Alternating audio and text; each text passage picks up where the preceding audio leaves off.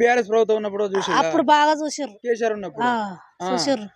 ఆయన ఉన్నప్పుడు బాగానే ఈ చెత్త ఉండపోయేది. కేసీఆర్ చెప్తున్నగా పట్టించుకుంటు కానీ ఈసారి ఈయన రేవంత్ రెడ్డి గెలిపించడం కానీ తొంగి చూడడం గాని ఇంకా మంత్రి ముగ్గురిని గెలిపించడం గాని ఇట్లా కూడా వచ్చి చూసే వాళ్ళు కూడా లేరు. నిన్న పాపం మన ఓడిపోయిన అదే పువ్వాడ అజయ్ కుమార్ మాత్రం వచ్చి చూసి పోయిండు గాని ఇంకా ముగ్గురు నాయకులు కూడా వచ్చి ఇట్లా చూసి పోలేదు.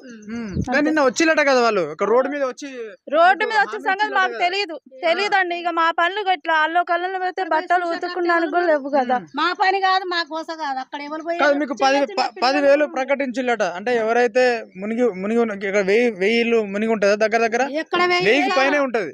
30,000 లక్షలు కూడా మునిగిపోయి ఉన్నాం మేము. ఇప్పుడు 30,000 వాళ్ళు ఇచ్చే 10,000కి ఏమన్నా వస్తాయి, ఏదన్నా వస్తాయి. 10,000 సరిపోతాయి అండి. మాయా 30,000 40,000 లక్షలు కూడా మునిగిపోయి ఉన్నాం తెలుసా. కనపడని అన్ని మునిగి మొత్తం లాస్ట్